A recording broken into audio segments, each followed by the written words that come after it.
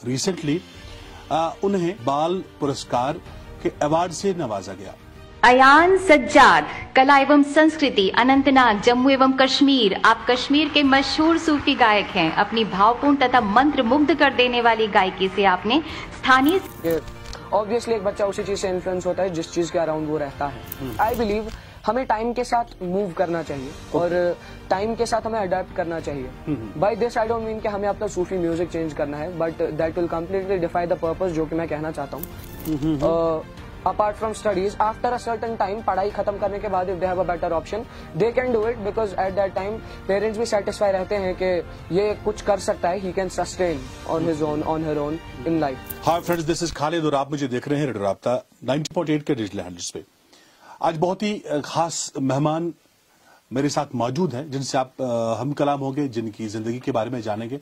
कहते हैं ना कि जब वो गाते हैं ना तो जादुई आवाज उनके पास है। जो भी सुनता है, जिनके कानों तक उसकी आवाज पहुंचती है, उसके लबों से बेसाख्ता ये अल्फाज निकल पड़ते हैं। वाह क्या बात है। और इतना ही नहीं, बल्कि उन्होंने वादी कश्मीर का नाम रोशन किया है। रिसेंटली उन्हें बाल पुरस्कार के अवार्ड से नवाजा गया। जी हां, बाल पुरस्कार हासिल करने वाले ये पहले सूफी सिंगर है। आप समझ गए होंगे। जी हां, मासूम सा चेहरा, बहुत खूबसूरत बच्चा जिसने अपनी आवाज से पूरी दुनिया में रहने वाले कश्मीरी म्यूजिक को पसंद करने वाले लोगों के दिल जीत लिए हैं। जी हां, मेरा इशारा है अयान सजाद की ओर। अयान सजाद इस वक्त मेरे स्टूडियो में मेरे साथ मौजूद हैं और इनसे हम आज इनके सफर के बारे में जानेंगे। अयान सजाद, अयान बेटा आपका मैं वेलकम करता हूं। Thank you so much sir. Radio राब्ता 90.8 के स्टूडियो में आपने तशरीफ लाया। काफी मसरूफ याद होने के बावजूद भी आपने तशरीफ लाया, आपका बहुत बहुत शुक्रिया। शुक्रिया। अयान, वो अयान जो घर में, अपनी फैमिली में, अपने फैमिली फंक्शंस में गुनगुनाता था, आज का वो अयान जिसने बाल पुरस्कार का भी अवार्ड हासिल किया, कहाँ पे पाते अपने आप को? तो पहली बात, खुशी बहुत ज्यादा है और आई विल से कि ये एक जर्नी होती है स्टार्ट टू एंड।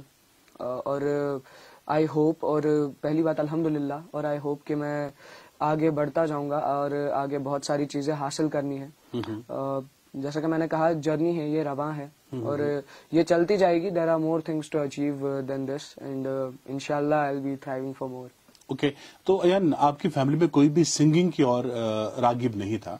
कोई भी प्रोफेशनल सिंगर नहीं रहा है? और ना ही, जहां तक मैं जानता हूं आपकी फैमिली को, क्योंकि मैं भी आपकी फैमिली का मेंबर हूं, तो जहां तक मैं आपकी फैमिली को जानता हूं, दूर दूर से वास्ता नहीं है। बिल्कुल। तो कैसे आपके दिल में शौक पैदा हुआ?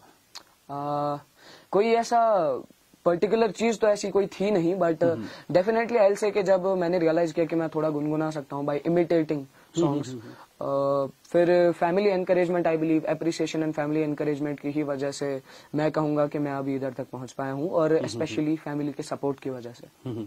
तो फैमिली में अक्सर हम देखते हैं कि जब भी बच्चा कभी गुनगुनाता है या जब भी बच्चा सिंगिंग की और जाने की कोशिश करता है, तो मम्मा तो किसी तक साथ देती हैं, लेकिन पापा बड़े गजबनाक होते हैं। नहीं करना है, इसका फ्यूचर वो नहीं है, ये नहीं है, ऐसे बहाने बनाते रोकते हैं। आपके साथ भी ऐसा हुआ? बिल्कुल नहीं। मैं तो कहूंगा ऑपोजिट भी नहीं, बट मेरी फैमिली में सबसे ज्यादा सपोर्टिव, आई बिलीव, मतलब वर्ड से तो सभी सपोर्ट करते हैं और ऑब्वियसली पूरी फैमिली बहुत ज्यादा सपोर्ट करती है। That's one of the biggest reasons I am here. पर पापा, आई बिलीव पापा के एक्शंस और पापा ने जितना अभी तक सपोर्ट किया है, फॉर एग्जांपल कहीं पे इवेंट्स पे जाना होता है या सपोर्ट चाहिए होता है on various aspects of life, पापा ने बहुत ज्यादा सपोर्ट किया है एंड मामा ऑल्सो बहुत ज्यादा सपोर्ट करती है। डेफिनेटली जब तक पेरेंट्स का सपोर्ट होगा, इट्स आई विल से one of the deciding factors of the career of an artist. तो अयान, आपसे ये भी जानना चाहूंगा कि आपने कहता ना कि कहीं पे ट्रेनिंग नहीं ली है, आपने म्यूजिक नहीं सीखा था। हाँ। जब आपने अपना पहला एल्बम किया, जब आपने अपना पहला सॉन्ग किया, राइट। तो क्या मानती आप कि विदाउट टीचर आप आए, आपने धूम मचा दी? हाँ। और क्या ये कंपलसरी है सीखना, या सीखने के बगैर भी बच्चा कहीं पहुंच सकता है, कहीं से भी सीखे, चाहे वो यूट्यूब हो या बाकी हो, सीखना जरूरी है ताकि वो उसे आगे नाम कमाने में जो है आसानी हो जाए। हाँ, तो जिस टाइम पे मैंने बेदर्द रिलीज किया और जाने जाना और गो क्या मलाल यारस, इस टाइम पे मेरा कोई ट्यूटर नहीं था, कोई सिखाने के लिए नहीं था। एंड ऐसा भी नहीं है कि कंप्लीटली पूरी वैली में कोई है नहीं, बट आई विल से के these services are very very inadequate. I will say के बहुत कम है, बहुत रेयर है एंड समटाइम्स बहुत ज्यादा एक्सपेंसिव है। एंड आई विल से के अल्हम्दुलिल्लाह मेरे पास एक टीचर इस पॉइंट पे हैं, mostly with instruments and vocals, Umar sir उनका नाम है। एंड पहले भी मैं उनके पास वोकल्स सीखता था, but at that time I wasn't very much into singing. But फिर जब मैंने प्रोफेशनली स्टार्ट किया उस टाइम पे मेरा उनके साथ कॉन्टैक्ट उतना था नहीं, बट एट दिस पॉइंट क्योंकि वो मेरे स्कूल बिरला ओपन माइंड्स में है अभी उमर सर, तो उनसे मैं अभी सीख रहा हूँ।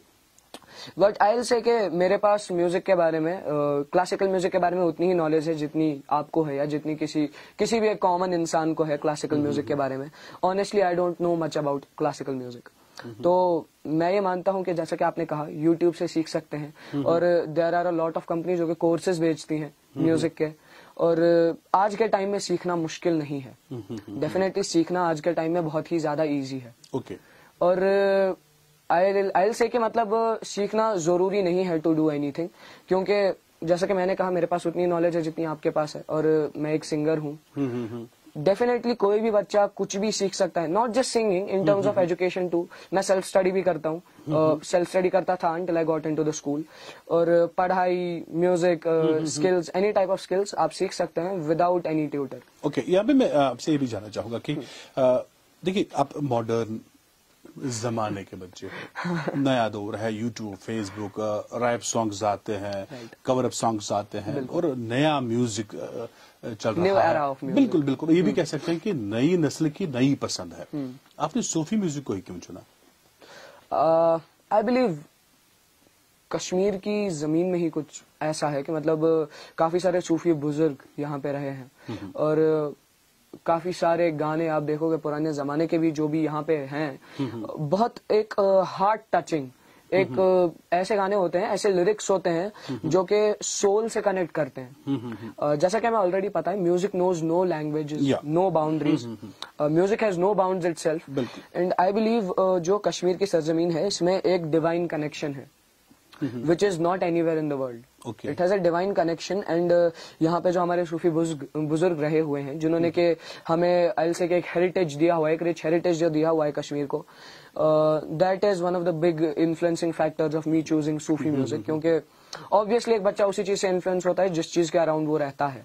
एंड अगर मैं लेट्स से के I would have been born in some other country जहाँ पे के रैप म्यूजिक, जैसे कि हम देखते हैं कि फॉरेन कंट्रीज में रैप म्यूजिक ज्यादा प्रोमिनेंट है, रैप म्यूजिक, और आई बिलीव के अगर मैं म्यूजिक में गया होता है, would have most probably chosen rap music instead of semi classical और सूफी म्यूजिक।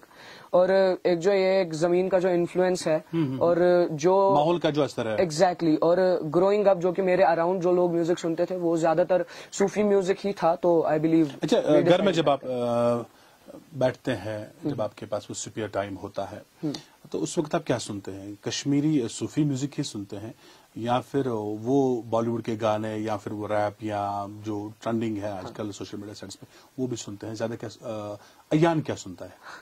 तो अयान एज एन आर्टिस्ट तो जो कि basically Sufi music, classical music, semi classical music, या जो यहाँ के कश्मीर के इंडिपेंडेंट आर्टिस्ट जो हैं, मोस्टली यहाँ के इंडिपेंडेंट आर्टिस्ट, उनका म्यूजिक सुनता है। अयान से मैं जानना चाहूंगा कि आपका फेवरेट सिंगर कौन है कश्मीर में सूफी म्यूजिक में?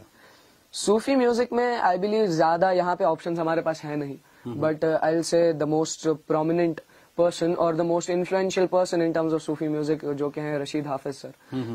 वो mostly I listen to their songs. There are other Sufi singers, I say के Rashid Jahangir I consider one of the Sufi singers, and इनके गाने, हाँ एग्जैक्टली, सिंगर्स लाइक दैट जो कि काफी टाइम से करते आ रहे हैं। नन मतलब मैं ऐसा देख रहा हूँ कि लोग जो नए म्यूजिशियंस निकल रहे हैं वो ये कोशिश नहीं कर रहे हैं कि वो अब नया करे, कुछ नॉट नया, आई मीन के मतलब वो उस पुराने म्यूजिक को लोगों के सामने लाए। But definitely I am working for that, and काफी सारे लोग आई होप ये कुछ करना चाहेंगे। ये भी कह सकते हैं कि आप जो सूफी म्यूजिक रहा है हमारा, जो हम सुनते आए हैं बचपन से और अभी भी सुन रहे हैं, आप उसको कवर करना चाहते हैं, वो कह सकते हैं?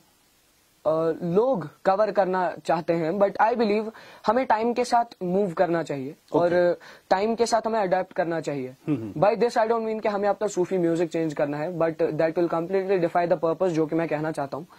सूफी म्यूजिक जो है हमारा, ये हमारा हेरिटेज है और ये हमें साथ में रखना है हमारे. ओके अयान, यहाँ पे जाना चाहूंगा. जब आपका पहला सॉन्ग आया बेदर्द, तो जब हमने फिर उसके कमेंट्स देखे, या हम देख रहे हैं कि या हम देख रहे हैं किसी फील्ड में काफी नेगेटिव कमेंट्स भी आए थे. हाँ. वो नहीं जाना था, ये नहीं करना था, Right. वो क्यों किया, दाया पैर क्यों उठाया, भाया उठाना था. वो बड़े क्रिटिक्स देखने को मिले. हाँ. वो भी जो मुंह पे तारीफ करते थे तो पीठ पीछे Right. वो भी क्रिटिक बन जाते थे. ठीक है, तो उन कमेंट्स को देखे या वो जो हम देख रहे हैं समाज में, क्या कहीं हौसला शिकनी तो नहीं हुई? ऐसा तो नहीं लगा कि यार चारों ओर वो मेरे लिए ऐसा तो नहीं हुआ कि थोड़ी मायूस हुए? नहीं, मेरे लिए तो हौसला अफजाई है. बेसिकली क्रिटिक्स जो होता है पहले गाने में बेदर्द, एग्जैक्टली, क्योंकि उसमें criticism, we got to see criticism because जो कि उसमें हिप हॉप वाला part. And I believe by adding hip hop, एक तो हमने ब्रॉडन किया द ऑडियंस नीच जो है हमारा, क्योंकि मैं उन लोगों को जानता हूं जो सिर्फ हिप हॉप सुनते थे, और जब उन्होंने बेदर्द सुना, उनका रिस्पांस ये नहीं था कि हम बेदर्द हिप हॉप के लिए सुनते हैं, बल्कि उनका रिस्पांस था हम बेदर्द सुनते हैं क्योंकि हमने ये देखा कि hip hop can be paired with something so subtle, something so soulful and so meaningful. ये उन्होंने रियलाइज नहीं किया था. आई बिलीव इससे मैंने काफी लोगों को इंट्रोड्यूस कराया new way of music, new way of understanding Sufi music. And मेरी वजह से लेट्स इवन से के गाने पे भी 7-8 मिलियन व्यूज है. मेरी वजह से लेट्स इवन से 10 लोगों ने, 20 लोगों ने सूफी म्यूजिक सुनना स्टार्ट किया होगा, या 20 लोगों ने सूफी म्यूजिक से हिप हॉप म्यूजिक से इंट्रोड्यूस हुए होंगे. That's a win situation for me. And critics जो यूजुअली बातें कहते हैं, it should be taken as constructive. मैं तो वैसे ही इसको अंडरस्टैंड करता हूं कि they see some flaw, that's why they point it out, and I try to make myself better every day. Okay, Bedard गाने से आपने शुरुआत की. मैं आपसे जानना चाहूंगा कि वो एक सॉन्ग जो आपको लगता है ना, जिसकी वजह से आपको बाल पुरस्कार मिला, जो आपके दिल के बहुत करीब है, कौन है वो सॉन्ग? आई वुड से बेदर्द, but that is only because कि वो मेरा पहला गाना था. एंड अल्हम्दुलिल्लाह पहले गाने पे रेस्पॉन्स बहुत अच्छा आया, बहुत एक्सेप्ट किया लोगों ने. बहुत ज्यादा. एग्जैक्टली, जिसने आपको एनकरेज किया. हाँ, बट मेरे डिफरेंट फेवरेट्स हैं फ्रॉम माई 3 सॉन्ग्स जो आपको दिल के करीब है.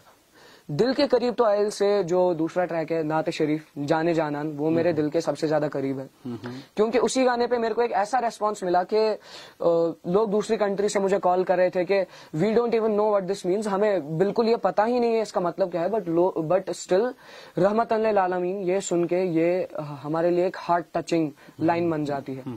और इवन जब लोग इसकी लैंग्वेज नहीं समझ पा रहे थे, still they were understanding the message I was trying to give. And I believe Jaane Janaan is forever going to stay the closest track to my heart. एक दो लाइनें हो जाए. बिल्कुल, या please.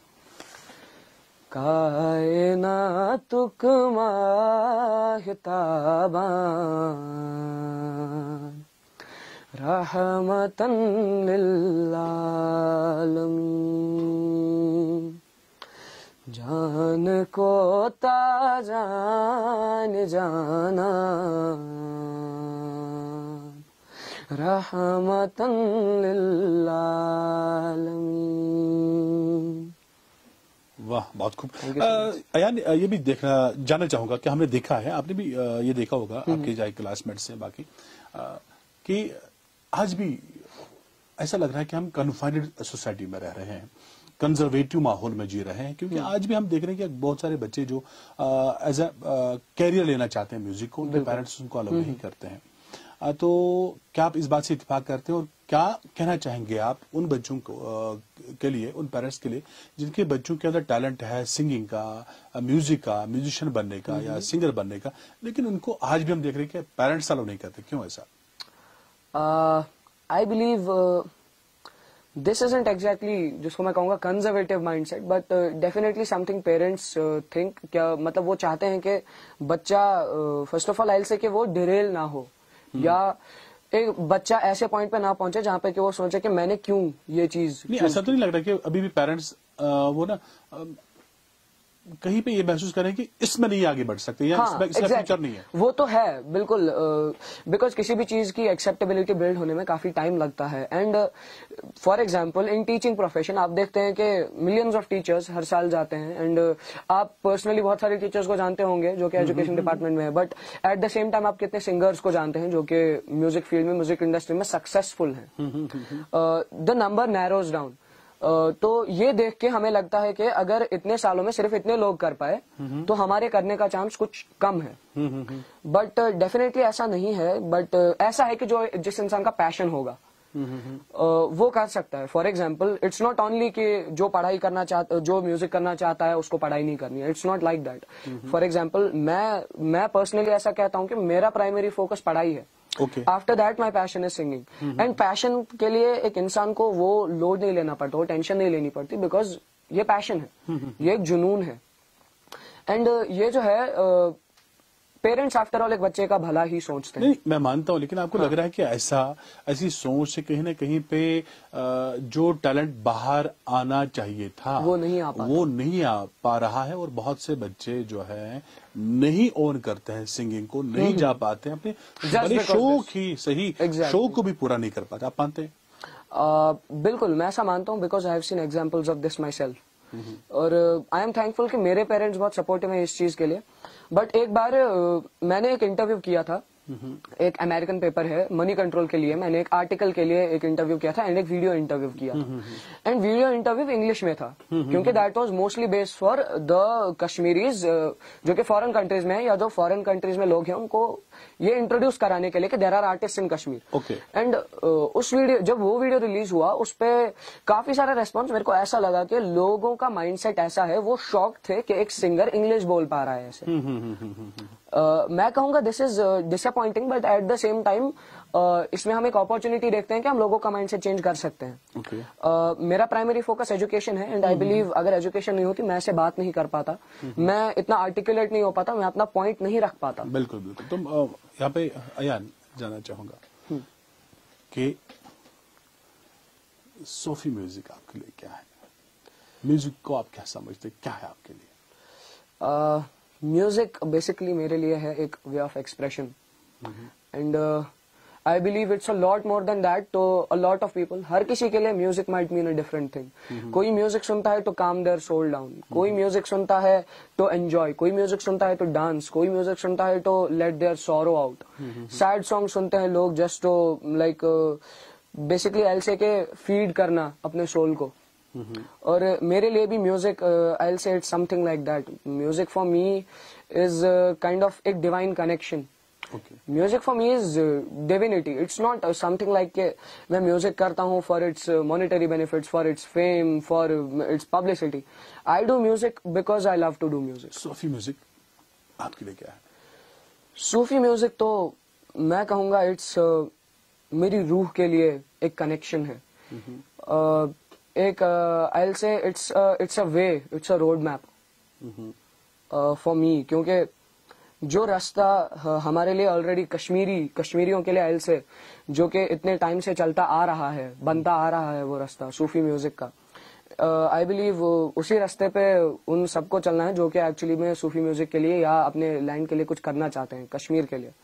And Kashmiri music, Sufi music, जैसा कि मैंने ऑलरेडी कहा, बहुत एक रिच है, इसका हेरिटेज बहुत रिच है। मेरा मेन फोकस हमेशा यही रहता है, जैसे कि मैंने कहा, हमें इसी रास्ते पे चलना है और ये म्यूजिक जो है लोगों में प्रमोट करना, एट द सेम टाइम उन लोगों में भी इसको रिवाइव करना जो कि इसको भूल रहे हैं। मैं आपसे ये भी अब जानना चाहूंगा, क्योंकि हम देख रहे हैं कि आज आपकी एज के बच्चों को ना, जब मम्मी पापा कुछ डांटते हैं, डपटते हैं, नाराज हो जाते हैं, बड़े वो ना गलत इकदाम उठाते हैं, बुरी सोबत में फंस जाते हैं, तो उन्हें क्या कहेंगे आप? बुरी सोहबत में फंसना इट्स या मम्मी पापा की डांट डपट को भी, राइट, टीचर्स की डांट डपट को, बिल्कुल, इससे काइंड ऑफ आई से कि डिमोटिवेशन होती है कभी कभी, बट जैसा कि मैंने कहा, it is something to take as motivation and हौसला अफजाई टू बेटर योरसेल्फ। बट जब भी ऐसा होता है, कभी कभी लगता है दिमाग में, मतलब कि ये गलत हुआ, नहीं होना चाहिए था ऐसे वैसे, एंड ऑब्वियसली हर बच्चा अपना पॉइंट रखना चाहता है, लाइक नहीं ऐसा क्यों हुआ। और आई बिलीव कभी कभी ये रीजन बन जाता है, जैसे कि आपने कहा कि अपसेट हो जाते हैं खुद से भी फिर, and at the same time फिर वो ऐसी चीजों में मुलव्वस हो जाते हैं जो कि उनको नहीं करना चाहिए और बहुत गलत कदम उठाते हैं इस टाइम पे, because this is a vulnerable time. But I believe कि इसी पॉइंट में खुद को जो है होल्ड टुगेदर करना है एंड इस पॉइंट में ये सोचना है कि what I can do better. Ayaan, आपसे ये भी जानना चाहूंगा, क्योंकि वो अयान जब बेदर्द स्टार्ट किया था, कदम रखा था म्यूजिक में, तो 4-5 साल से आप म्यूजिक में हैं, तो उस वक्त डेफिनेटली जैसे कि आपने कहा कि क्रिटिक्स भी मिले होंगे या लोगों ने कहा होगा अरे क्या करते हो, नहीं करना, तनकीद की होगी। अब जब आपको बाल पुरस्कार मिला तो क्या उनका रवैया तब्दील हुआ या वो अप्रिशिएट करने लगे? लोग बदलते रहते हैं, people tend to change according to situations, but I will say कि मैं कभी इतना पर्सनली अटैच क्रिटिक्स से नहीं हुआ हूं कि मैं फॉर एग्जांपल किसी गाने पे उन्होंने क्रिटिसाइज किया, now I will make it my motive कि मुझे बस इस इंसान को सेटिस्फाई करना है। मेरा बेसिकली यही होता है कि व्हेन आई रियलाइज कि ये चीज वैलिड है, ये जो बोल रहे हैं वैलिड है, आई चेंज। I change. अच्छा, अब आप स्टार बने हो, सेलिब्रिटी बने हो, डेफिनेटली आपने वो कारनामा किया जिसके लिए हम भी आपके शुक्रगुजार हैं।